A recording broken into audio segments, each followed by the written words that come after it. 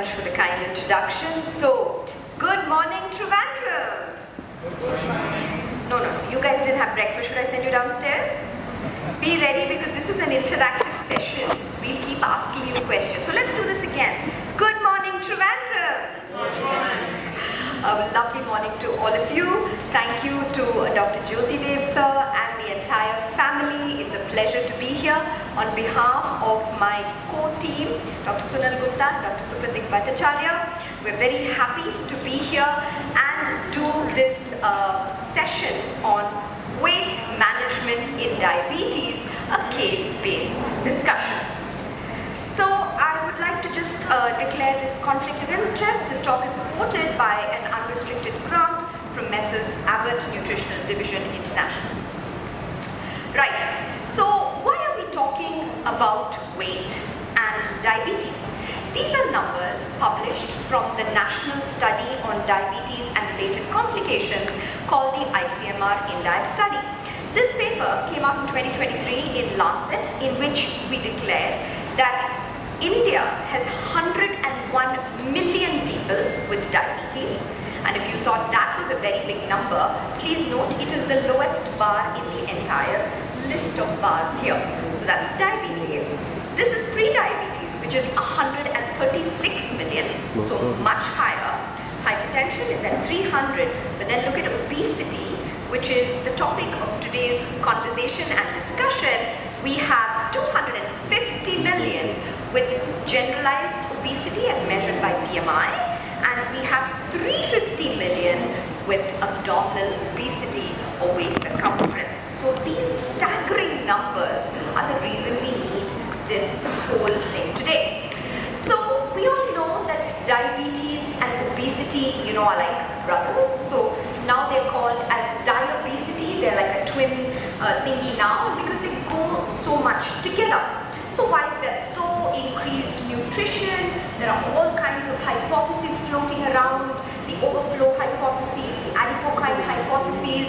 Net result is that there's an increase in inflammation and adiposity that goes and gets deposited in just about every organ of the body that's measured there. In the skeletal muscle initially, then overflows, adipose tissues, liver, pancreatic islets, brain, the intestines are also involved, so no need to go into the complex physiology there, but suffice to say there's insulin resistance and type 2 diabetes. So this whole diabesity problem is what we're trying to deal with today. So here is a slide which talks about in a person with diabetes, what are all the causes for mortality and death. So this is the index of quality of life. So if you look at after you have the all factors, the next red box there is BMI.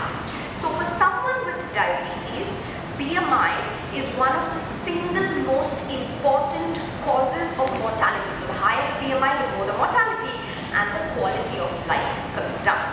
So because of that, we then have to discuss what do we do about diabetes and obesity together, also called as diabetes. So we start with our case, who is probably a Malayali there, okay, and his name is Mr. Subramanian. He's actually from Chennai, Malayali, probably living in Chennai like me, and has diabetes for the past 5 years. He works as an auditor in a finance company. His BMI is 30, his weight is 92 kilograms, his blood pressure is 140/90, fasting sugar 129, postprandial is 190, A1C is 7.4. So you have a diabetic, short duration, sedentary lifestyle, diet is 2,500 calories, steatosis of liver, stage 1, creatinine is fine, no known complications. As any of you would have done, we started him on metformin. Right? So this is a classical garden variety type 2 diabetes that anyone practicing diabetology will see in a clinic. So the question we're asking the audience ready? Okay, is how will weight loss benefit Mr. Subramanian? Okay, and also no response is not an option. If you do not respond, then I will start picking people. So before that happens, do say something. Okay, how will weight loss benefit? It will benefit. Does anyone think it won't benefit, Mr. Subramaniam? Raise your hand, please. Because that's the first issue to be addressed. Yes, sir. Calories. We have to reduce the calories. Now, how will it benefit? If he loses weight, what benefit is Mr. Subramaniam going to get? Reduce the insulin resistance. It will reduce the insulin resistance, so it helps to control his diabetes.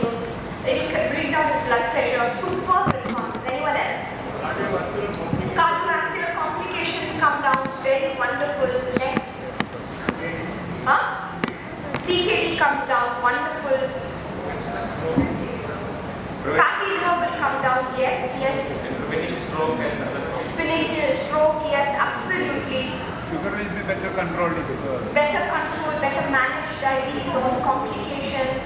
Okay, but I think, Gupta sir, why don't you tell us maybe in detail what and all can, you know? Yes, Anjana, can we just go back to the previous slide, the case one? I need some more answers from my dear audience here. Can we go back to the first, I'll go there. I thought you will already. Okay.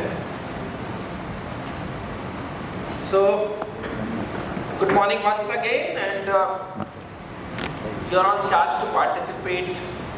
Yeah, this is back. Okay. Before we go for this, we have enough time to have one important discussion here.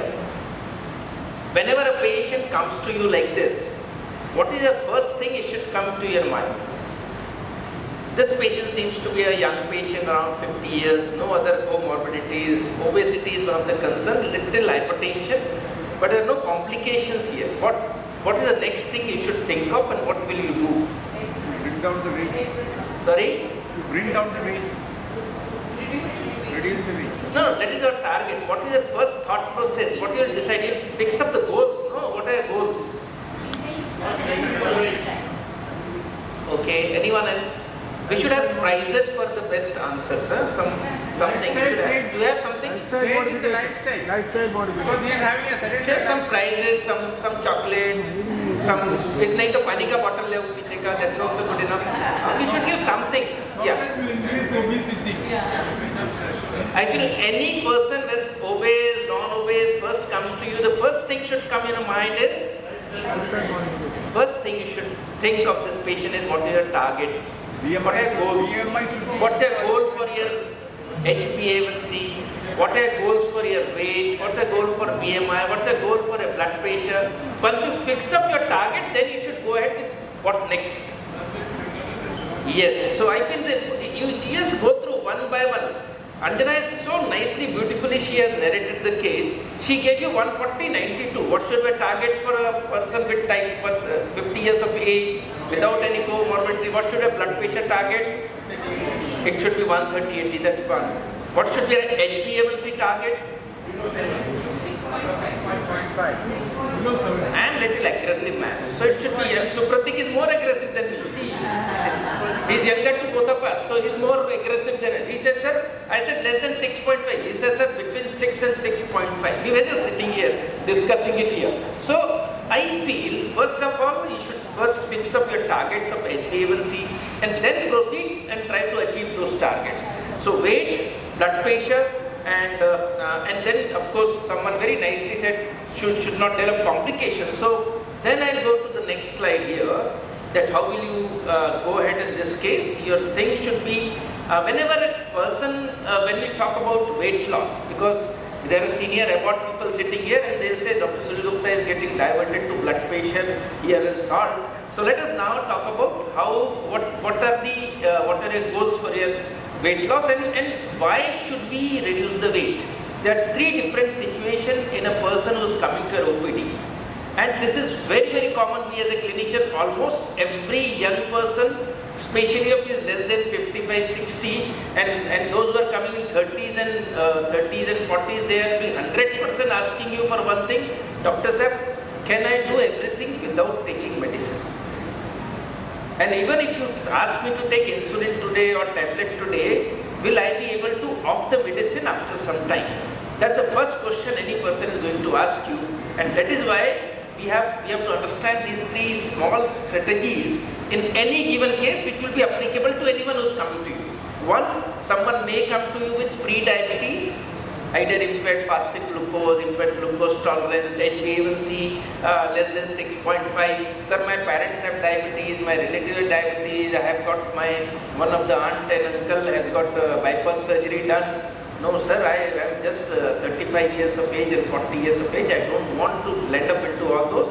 Can I prevent, my HbA1c is 5.9, can I go back to less than 5.6? So that is what is prevention of diabetes. So weight loss will certainly help you to prevent diabetes, and that is the most important and effective strategies at this moment of time. So that is one thing. Second is, no doctor, now my HbA1c is in this case like 7.4, I am already on medication. Can I stop my medication? That's the next question he is going to ask you, and we as a clinician are liable to answer these questions. Who will go for remission? Who will not be able to go for remission? Who will be able to reduce the medicines? Who will line up with insulin therapy? All these answers we as a clinician are supposed to give. And last but not the least, weight loss have its impact on the complications which we already discussed. So I will talk on prevention, and then I will invite Supratik to talk about remission, and all of us will discuss on complication. So when we talk about prevention, what are the evidences? We all, people from our fraternity, talk about evidence-based diabetes, evidence-based medicine. We practice that. So what are the evidences? Dr. Sunil Gupta, you came and Anjana came, you showed beautiful slide, but do we have the evidences?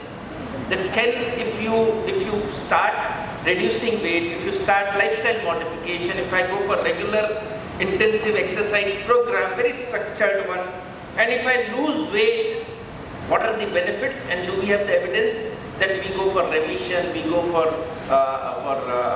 reduction in the medications? There are different remissions also. Nowadays we call it as remission has been defined by the direct trial as 2 months therapy, 2 months period without medication. They call it as HbA1c less than 6.5 without any medication for 2 months. They call it remission. But there are newer definitions, newer recommendation came, and that's now saying pharmacological remission. That means if you reduce the medicine from 4 to 2 or 2 to 1, that's also remission kind of thing. So it's pharmacological remission.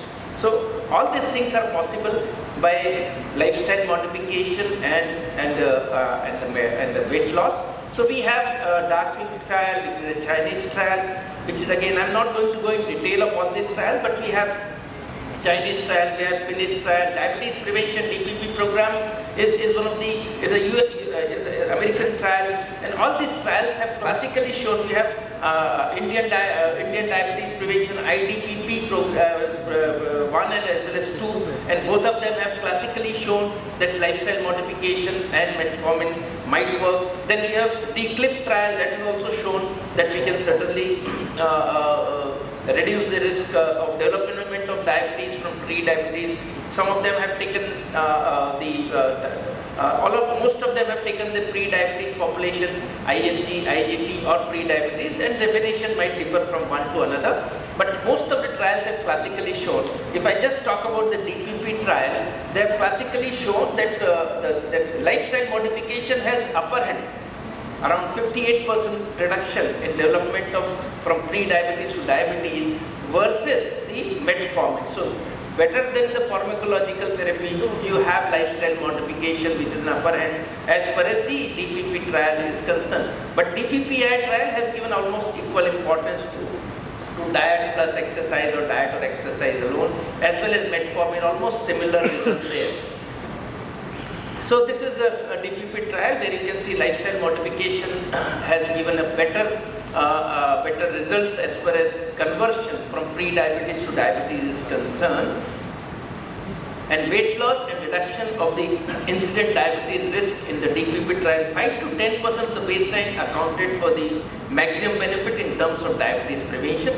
This magnitude of weight loss was also shown to improve blood pressure, and HDL cholesterol was increased. There's greater reduction in the weight may need to be to favorably influence other comorbidities. That's what is like NASH. And in Indian trial, that is IDPP and DCLIP trial, the magnitude of weight loss was much lower than in the original DPP trial. That means we have to work little extra.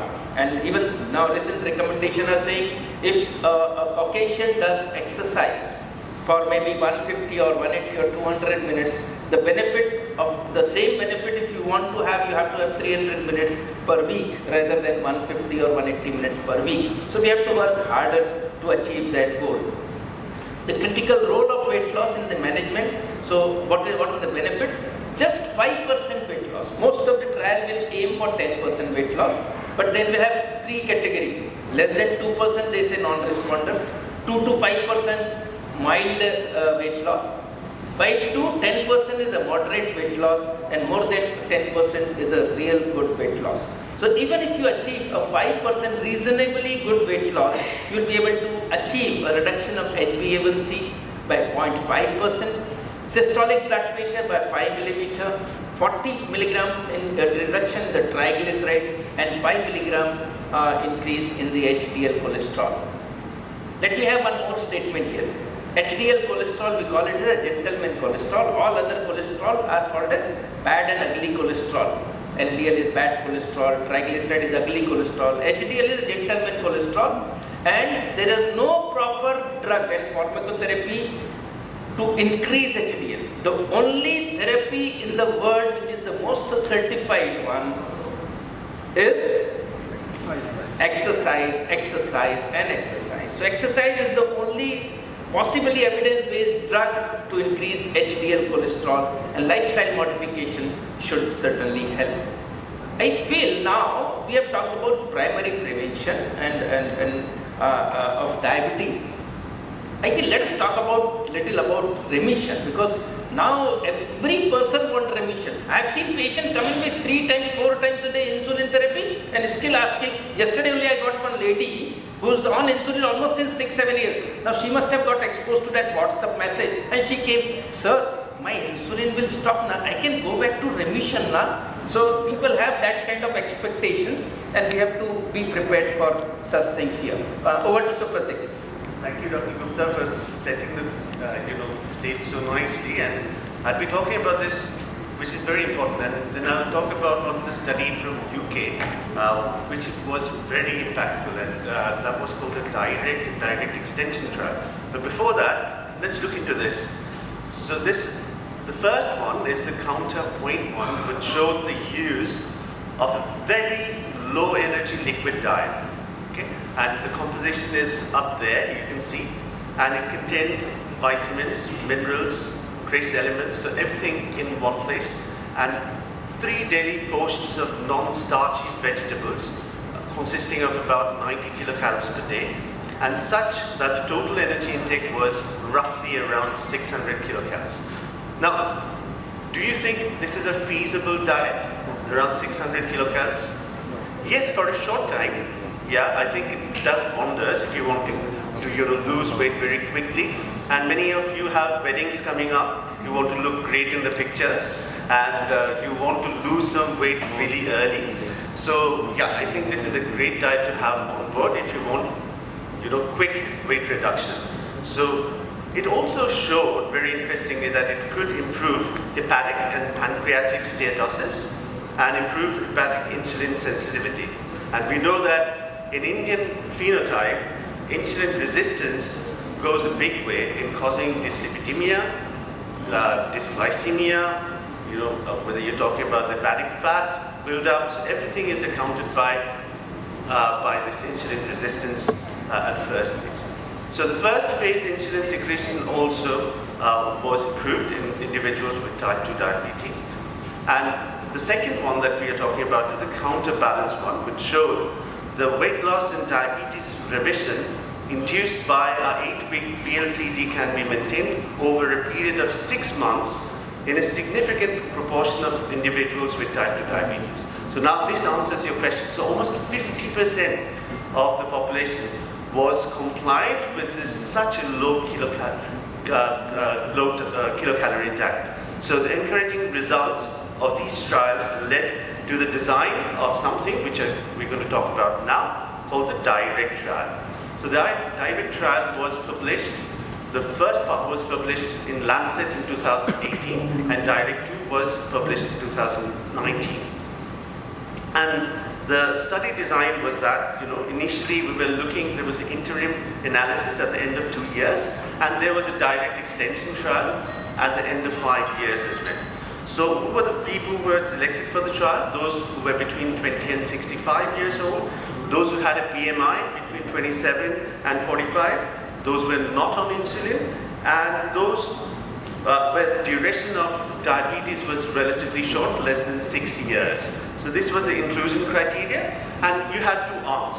One was the intervention arm, and then you had the control group.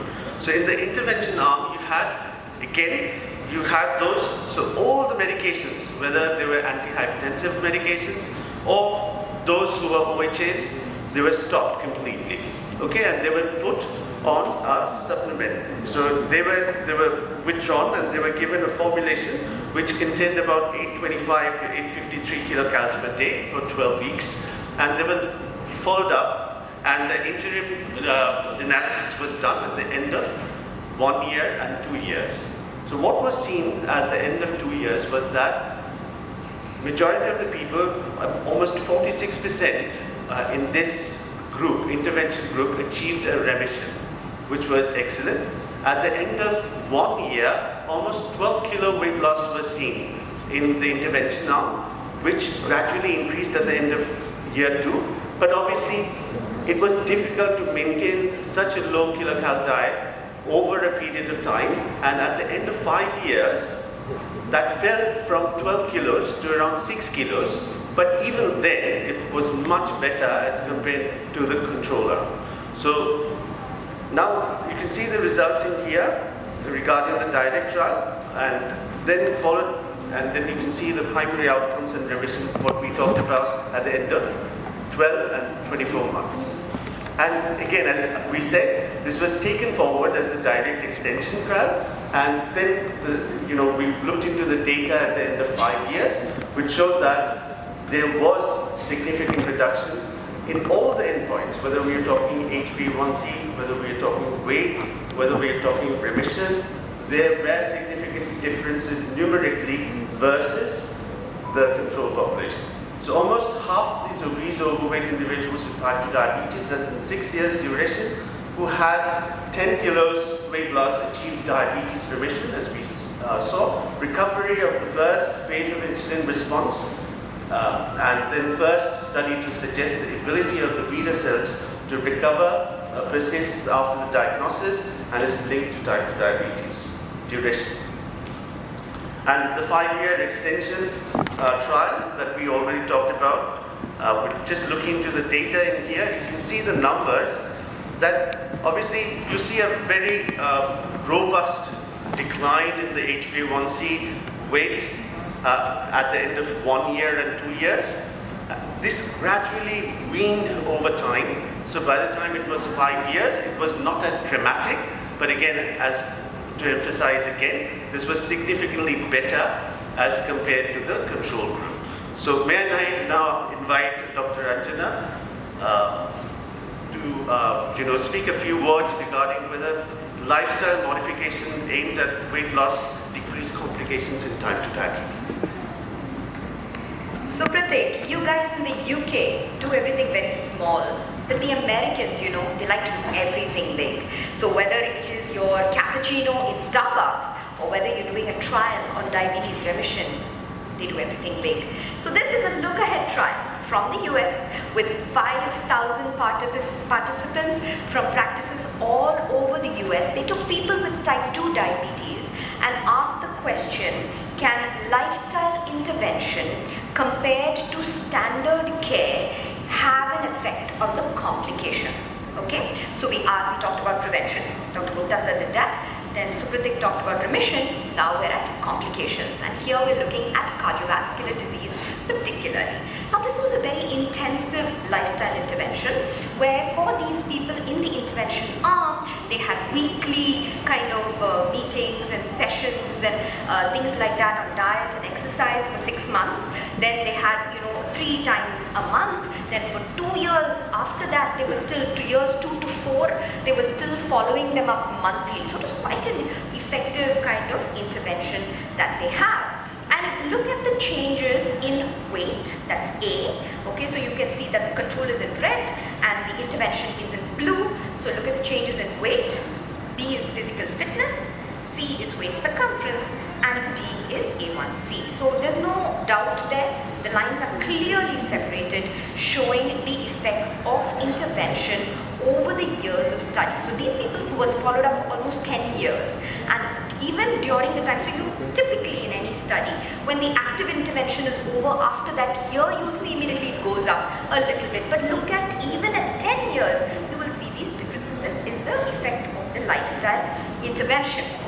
However, let's look at cardiovascular disease. This was the composite primary endpoint of MACE, and you will see that there's no difference, right? So, and you can see across the lines are together. There's no difference between the lines. So then are we saying, so it was reported as, oh, there was no effect. This was stopped prematurely because they said there's no harm, but there was no benefit for cardiovascular disease. So now audience question coming up, okay, is this, has this study showed us that lifestyle intervention is actually of no use? Yes, no, don't know. No response is not an option. Yes, please. How many people say that lifestyle is not, sorry? You have prizes. Oh, she has prizes for audience. Oh my goodness, well done team. Okay, so, okay, how many people say that this was a negative intervention and so lifestyle is no use? Okay, so how many people say that actually lifestyle is useful? Wow, I have a whole full house, Alka, your job's done. Right, so can someone tell me why you think it was useful? You're right, but why is it useful? And why did this study have this kind of result? Everyone knows it's useful, but not really sure why exactly. So I'll tell you.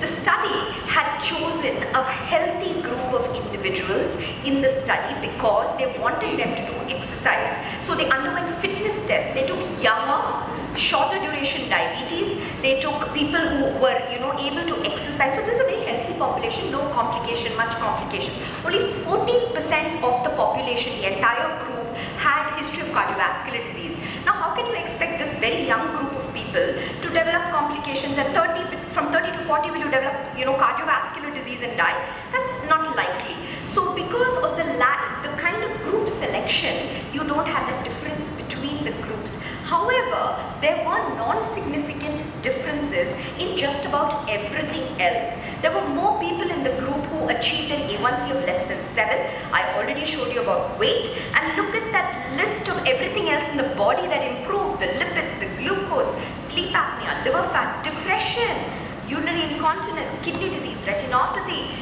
need for medications. Many came off insulin, better physical mobility, improved quality of life, knee pain, sexual function, inflammation, and overall health costs. Okay, so this study is actually a positive one in which we say that a lifestyle intervention has myriad benefits on the human body, and glucose control is one of them. If you waited for these people to age perhaps a little bit more, you may have had seen the separation in lines. So if you look at what the weight loss goals were, Sunil Gupta sir had asked earlier, these are the AA recommendations for weight loss goals. For someone with diabetes and obesity, a weight loss of 3 to 7% improves glycemia and all your cardiovascular risk factors. If you lose more than 10%, actually it started with 10%, they've lowered it to 7 now because it's not easy. And we did show you earlier that even 5% gives you a lot of benefit. But if you go to about 10%, the benefits are more. That's what they say. Now, someone with pre-diabetes, they can delay the onset of diabetes. So target weight loss, even 5% weight loss is useful. I think that's the larger story we're saying, but the more you lose, the more benefit you have. So, should we aim for weight loss with all adults with type 2 diabetes and pre-diabetes? Audience question. Yes, everybody should lose weight.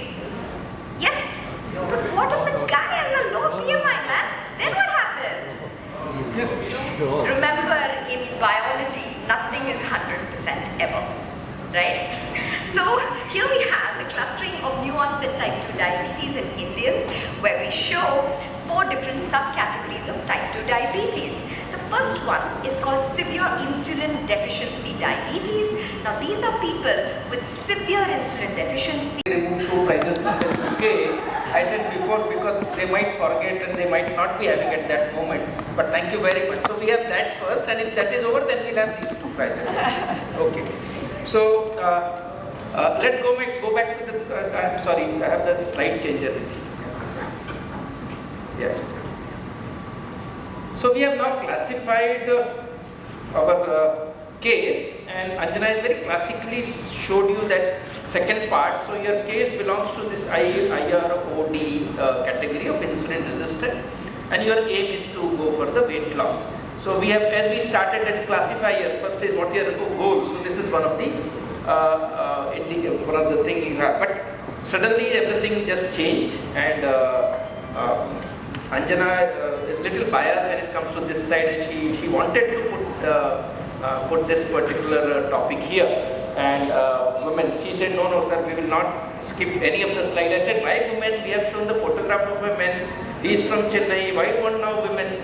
She said, no, this is a very important subgroup, and we should certainly be talking one or two slides on this. Before I start talking on this particular side, there's a saying. It's a wonderful saying which I love it, and I put it in my social media also. If you educate a man, I repeat, if you educate a man, you educate a man. But if you educate a woman, you educate the generations. Talyani basti is there? That's a wonderful, I loved it. Madam, this is called as forced appreciation. So you force them to appreciate your... This start with them. That's what Yeah, okay. That's a very positive way of thinking. So we should always try to focus women because, and I'm not going to do too much going into detail of it because our topic is on something else. So journey of adipose tissue across a women's lifestyle, and this is a vicious cycle you have. You have we say that everything begins in the womb. So it's the intrauterine environment which all of us supposed to now focus. And they are also now focused on primordial prevention that we try to achieve. There are wonderful study which has shown from Pima Indian, and they have shown a lady who delivered the first baby when the woman was not GDM, and the second baby when the woman was GDM, the risk of developing diabetes is higher to the second baby when the woman was GDM versus the first baby when the woman does not have GDM. That itself says that the intrauterine environment has an influence on the genome, on the that's called as epigenetic changes, which occurs and which make a baby to become obese, develop non-communicable diseases, and women should also be our focus. Unfortunately, in India, most of the women are being ignored when it comes to semi-urban and rural. Even in urban areas, most of them are housewives. But now I feel our focus should change. And if you focus pregnancy, just 6 to 8 months, even if it is gestational diabetes, just 3 to 4 months of aggressive implementation of lifestyle modification, achieving good glycemic control, can prevent the development of diabetes in these future generations. And that's why we say that if you want a diabetes-free India in 2047, that's 100 years of independence, from almost 25, 22 years from now, then we will have to focus pregnancy today. And that's why Anjana categorically said that, sir, we will be keeping this slide here. So it's obesity, overnutrition, glucose, insulin resistance, hyperglycemia, hyperlipidemia, inflammatory markers, microbiomes, a lot of things in the kitty which I'm not going to go in detail of it. They're all responsible for the fetal programming. And if you have a obese macrosomic baby, which becomes a risk factor for developing diabetes.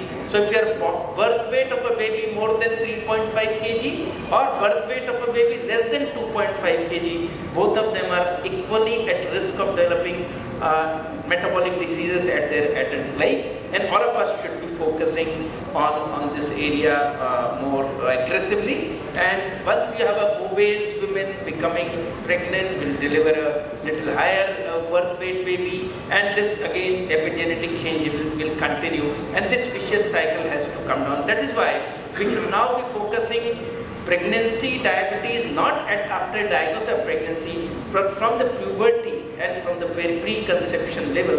And that is why we should be focusing women becoming pregnant before they become pregnant. They should be made healthier, you should make a healthier environment, environment, so that once you get conceived, you don't have a risk of baby developing diabetes and childhood obesity in future. Even menopause becomes a risk factor. Even postnatal period, the postnatal weight gain itself is a risk factor for developing diabetes, because not only the baby is likely to become diabetes and obese in future, but even mothers are to be protected from developing obesity in the postnatal phase as well as subsequently after menopause, because even menopause becomes a risk factor for not only cardiovascular disease and obesity, but also for diabetes, and that we should be focusing on. Now, before I go, I'm sorry, Anjana has told me not to speak on that slide and ask this question to audience so that we have an opportunity to give prizes to you. So what is the remedy now? What are the modalities for weight loss? I want four things were there. Those who have seen, they did not answer. Those who have not seen, they should answer. Yes? Anyone? Because there are prizes now. We have 3 prizes. All 3 can be given on one question only. So that I finish off my talk. Yes, anyone? What are the modalities for the weight loss? How will you proceed for weight loss? Anyone? Very easy. No, you have to raise your hand so that I can give prizes. Yeah. Exercise. Madam, you should.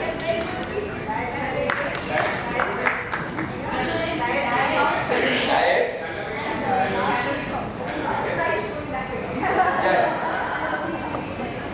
Yeah. So we have the answers. We have diet, exercise. Then if suppose they fail to do well on this and don't achieve, so because you will have responders and non-responders in everywhere, so then you go for drugs, and of course metabolic surgery is again there. So to talk on more on this, I think now we have Anjana here. Prizes have been given, or I'll give you prize? Yeah. Who are you going to give? You can continue, yes. That full wala prize I'll give you later on. One more prize here. Can you please put your hands together for her?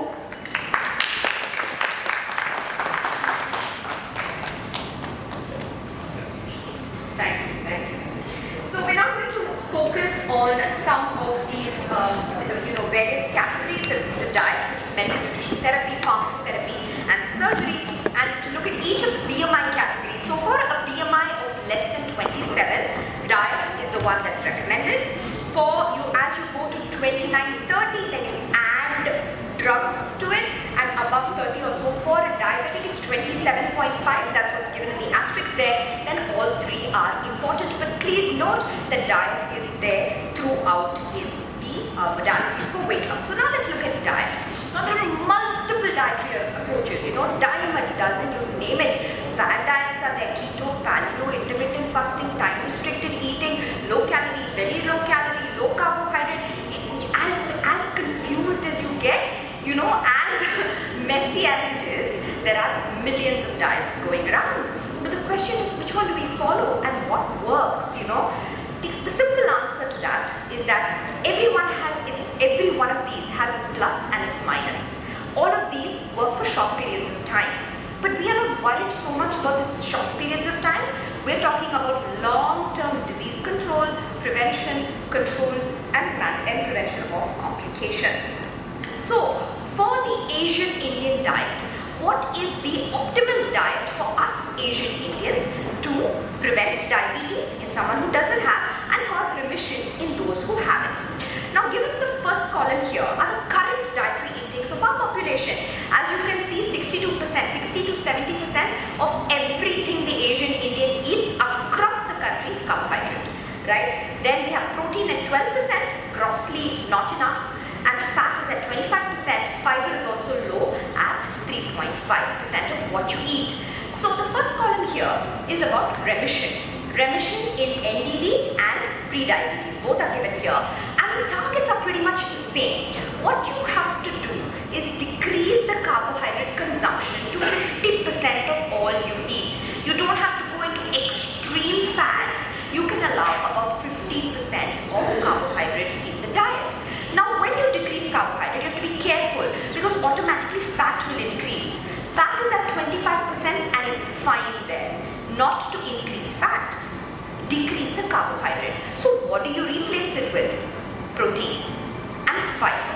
So these are the two key components for actually remitting diabetes, and surprise, surprise, even for prevention of progression, it is the same formula. Let's go through that again. Carbohydrate at 50%, protein has to be about 20%, fat is at 25%, and the last 5 to 6% is fiber. So this particular diet is a healthy diet for Asian Indians. Now very easily said. Decreasing the carbohydrate we can do, but what we often do is end up not increasing the protein and increasing the fat. So how can we ensure that in a diabetic patient we are actually increasing the fiber and protein? Ladies and gentlemen, this brings us to the diabetes specific nutrition, its role in weight management and diabetes. What evidence do we have?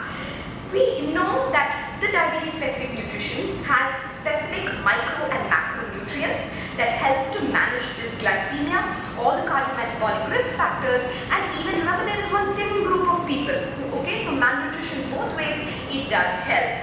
It has a low GI and is recommended in type 2 diabetic patients.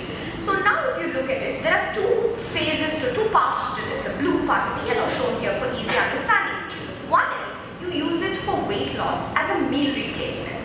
Now how is this done? You give about say 50-ish grams of this as a single meal replacement to replace a single meal, either lunch or dinner. And this is done again depending on the weight, whether you want to replace 1 or 2 meals. If you start with one, say for a period of time, and then you add the second one, and I'll show you some evidence to see what it does for the weight and the glycemic parameters. So that is for meal replacement, things like that. Now for those who are not actually replacing the meal, you may want to keep it as a supplement. Remember we talked about protein and fiber. So I'll talk through the composition in a second. You can use this in underweight, undernourished individuals. You can use it as a supplement. We have both in India. You have the Maruti and the Mercedes, no? So we have both of it. We have malnutrition both ways, overweight and underweight. So here's a formula now that works for both. Now what's this very special formula that they have? This is a specialized carbohydrate blend that has a low GI. So why does it do that? It has modified maltodextrin and lots of fiber salt. So this blend of carbohydrates doesn't peak the glucose after consumption. So it gives you a low calorie per serving, it's only about 200 calories. It gives you very high protein, so it's about 8 grams of protein. It's very high in fiber, and it has a certain amount of carb, restricted amount of carbs, that is a good kind of carb to have. So this blend allows you to give this in diabetic patients without the spike. The protein content, we spoke so much about protein. This diabetes specific nutrition is the closest formula that we have today in the market that matches with the national recommendations which I just showed you in terms of requirement of protein and fiber. It also has the highest MUFA, that is monounsaturated fatty acids. So the fatty acids, the MUFA is very deficient in Indian population. Usually we get it from nuts and things like that. But this is in our population quite deficient. It's heart healthy. So that is also present in the blend. So I feel Anjana, can you just go back? So sorry. Yeah, there's an important message. We are never being exposed to nutrition science ever in our curriculum. And this is one of the very, very important slides which Anjana has spoken. And I think you should just take a picture of it, because unless until you read this and understand it well, you will not be able to have a confidence of prescribing such things and utilizing such things applicable in your kitty. So I feel we should, I really appreciate the way you have narrated both the aspects of it and its clinical application. I feel it's very important. Thank you. So here are two studies. This is a Malaysian observation study in which they used this meal replacer, and look at what they found in weight. They found about 7 kilo weight loss here. They found BMI reduction, waist and A1C. So both were very beneficial in this study. Here is the difference between standard care in the same study, and the blue is the diabetes specific nutrition, clear separation in lines for both body weight and HbA1c. So clearly we have benefits on weight. This is another study that was done in Rome that looked at again how much this would help. So initially they just tried to do calorie restriction and lifestyle changes, and then they looked at who lost 5% of body weight and who did not lose. Now for those who did not lose, they added the diabetes specific nutrition, and then they found the weight loss was happening in the study. Very interesting. And they found that there was a good amount of weight loss. The A1C came down, all the other triglycerides and other things also came down. So these two studies proved this. But we always like to talk about the Indian evidence, isn't it? So this is a study in which we did 120 subjects, and we looked at whether or not this diabetes specific nutrition improved these cardiometabolic parameters. So we did 60 control, 60 intervention. You can see diet and physical activity was there overall, but the nutritional blend was the extra. So what we did here is that this is changing in fasting glucose. Look at the intervention is in bold. Clearly it started off higher, the A1C, the fasting, but then it came down beautifully. Sorry, this is A1C.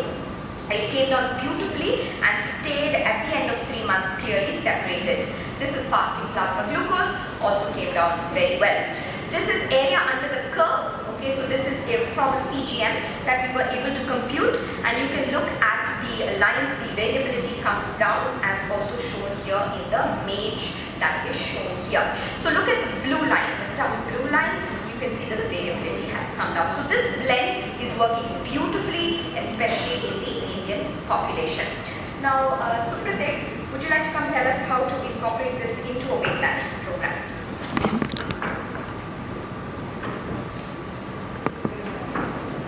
Thank you, Anjana, and she's very nicely put it in context. And one more thing I want to talk about the complex carbohydrate of maltodextrin that she was talking about. It travels down the GI tract, goes and stimulates the L cells, and it increases the endogenous incretin levels. So that's another way to induce satiety.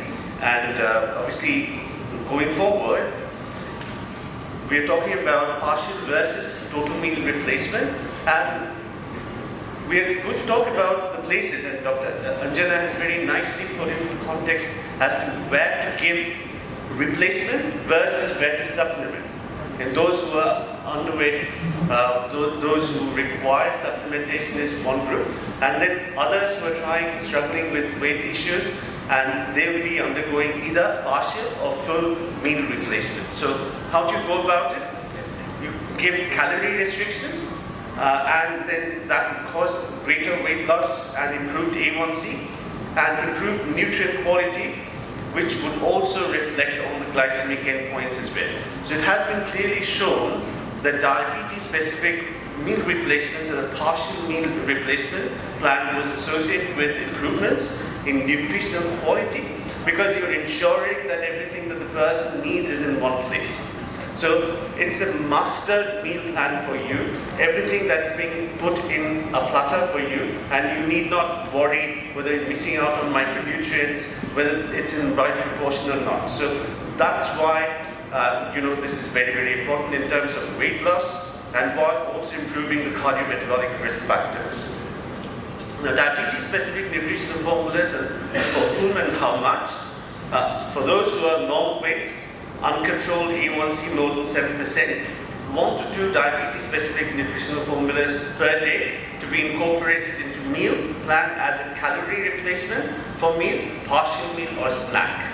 So this is plan 1. For those who are normal weight and then have a controlled A1C less than 7%, use of diabetes-specific nutrition formulas should be based on clinical judgment and individual assessment, but we know that even in this segment, diabetes-specific nutrition works really, really well in terms of cutting back down on the number of medications, requirement for medications, etc.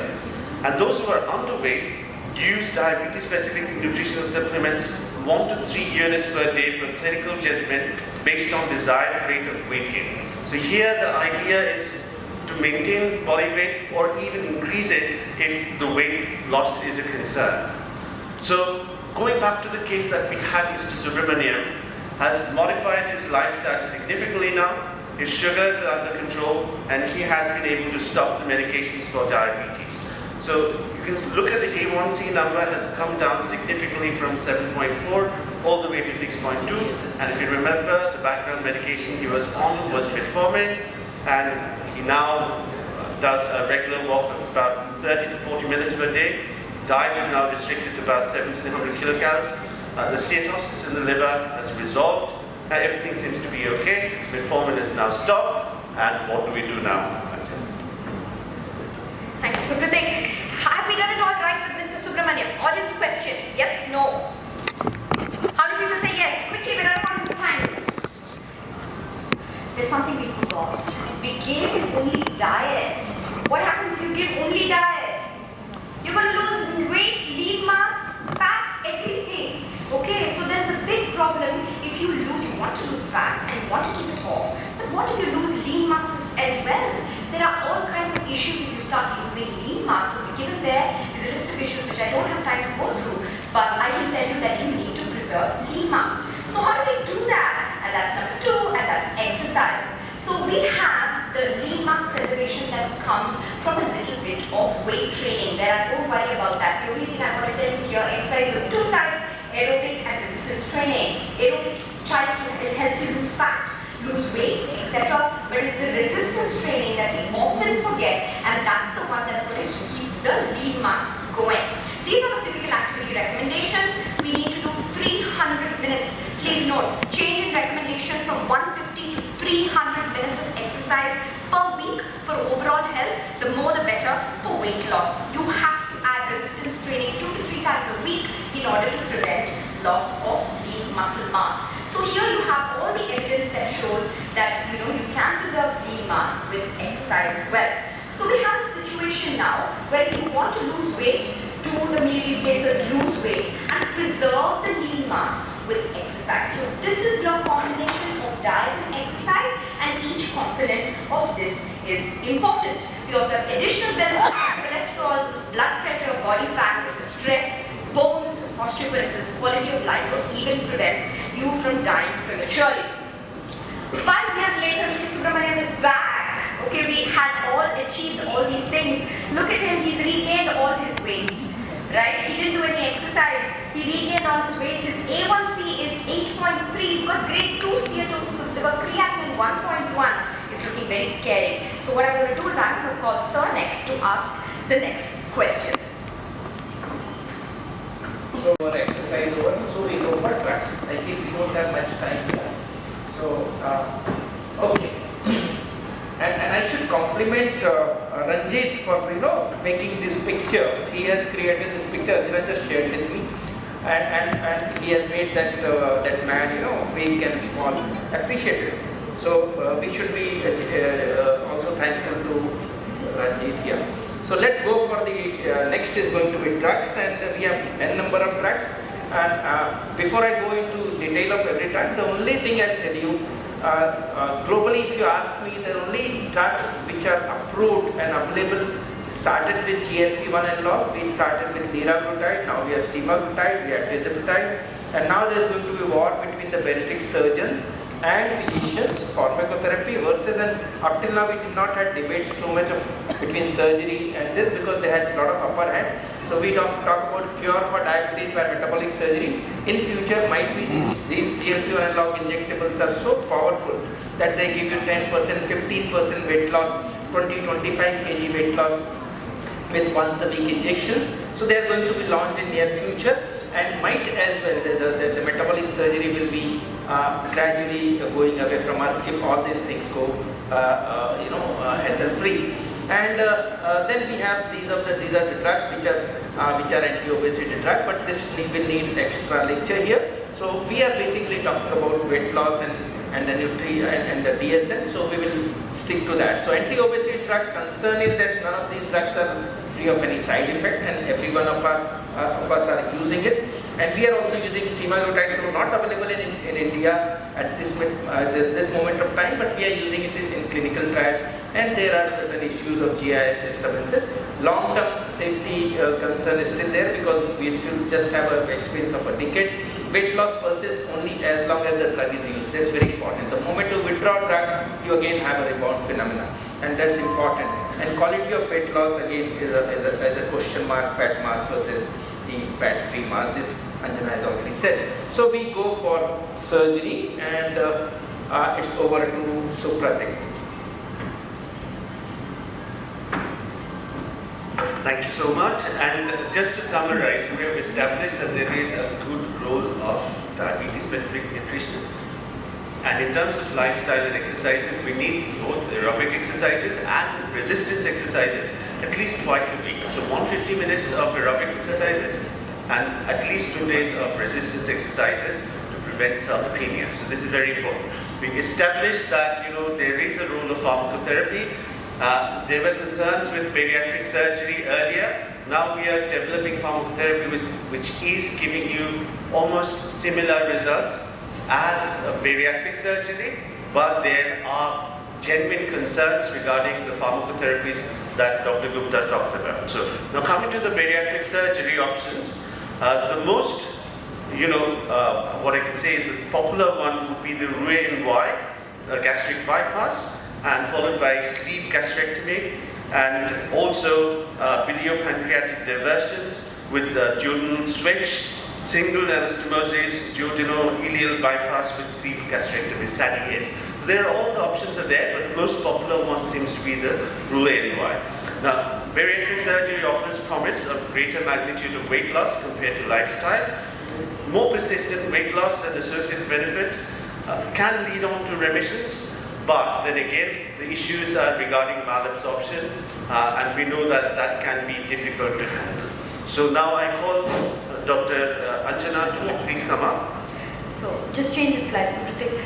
So we've reached the end of our presentation, and we hope we have convinced you that we need a whole lot of things to manage obesity and diabetes. It is an important comorbid condition, and it worsens everything in diabetes. Weight loss can help at every stage: prevention, control, and complications. We have diet, and we've spoken in detail about it, but that's not enough. You have to supplement with exercise, drugs when needed, and we showed you the list there, and surgery at the last stage for us. So quality of weight loss is important. Do it right to keep it off for a long period of time. Thank you very much. We are open to take questions. Yeah, so we're open to take questions. Do ask. If you sit for more than 1 hour, you increase the risk of becoming obese. So better we get up. It's already 1 hour now. You get up first. Come, get up. Okay. All of you are supposed to, and then clap. Clapping is an exercise. And Standing ovation. Anjana, this is not a closed standing ovation. Perfect. Right, we're open to take questions. Yes, sir. Yes.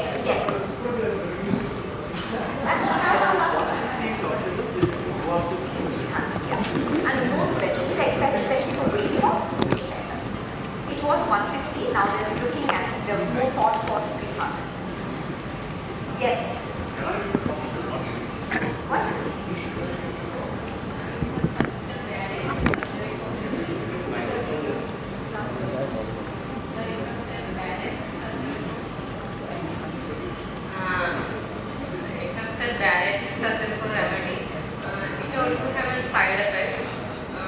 What about the side effects? So side effects is what we talked about. Malabsorption is one of the side effects that we are concerned about in long term with bariatric surgery. Remissions are there. Again, it's not a foolproof thing, so it's not sacrosanct. People will start gaining weight even after bariatric surgery if you're not careful with the diet and lifestyle as well. So these are genuine concerns that remain, and then the surgery-related complications that arise out of bariatric surgery. Where will semaglutide replace bariatric surgery?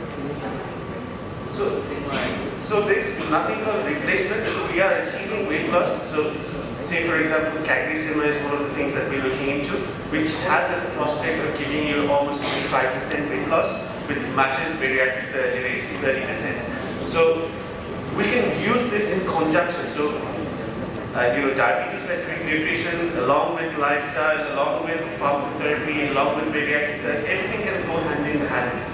And it is customized and individualized for the person, depending on the complications, depending on the need of the person. So one shoe wouldn't fit all.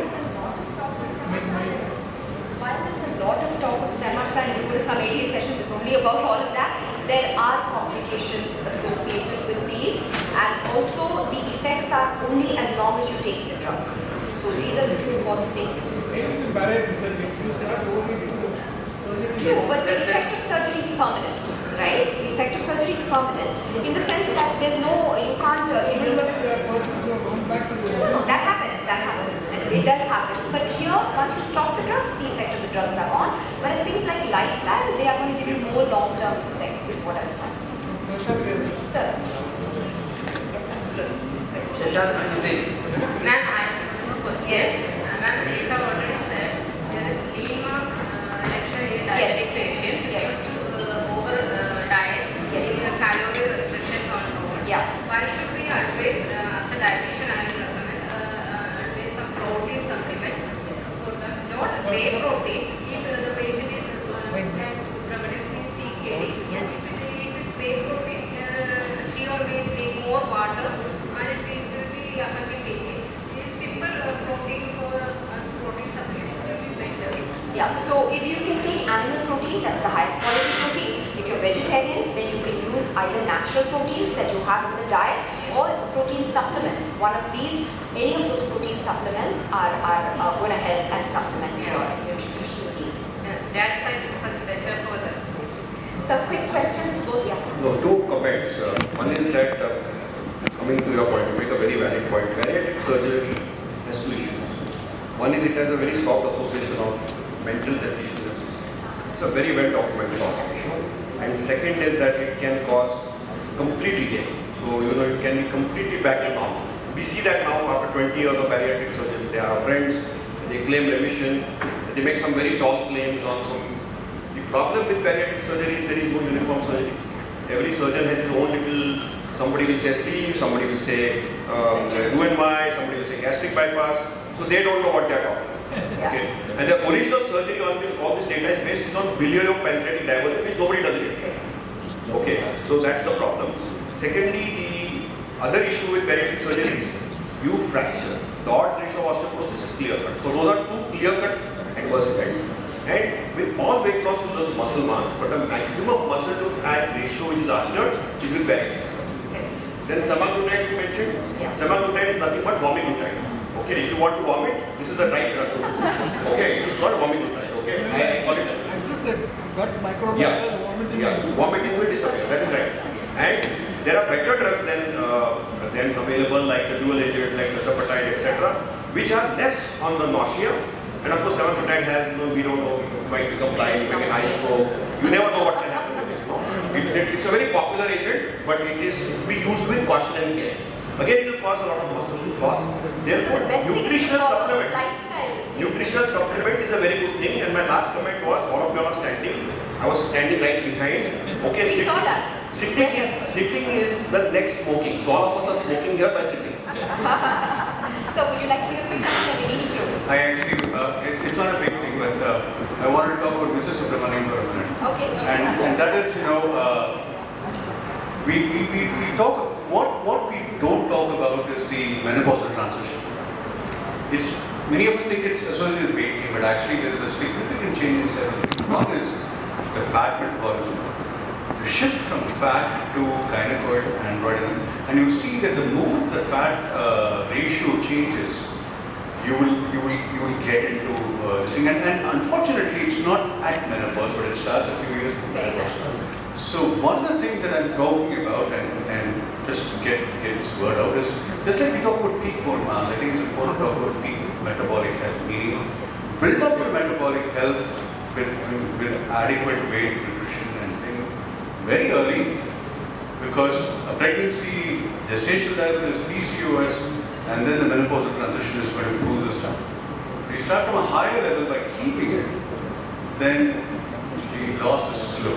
Beautiful point. Absolutely. Thank you. Thank you. That's about third time, so we'll leave now. Thank you very much. Thank you so much. Thank you for the wonderful, informative as well as handy session.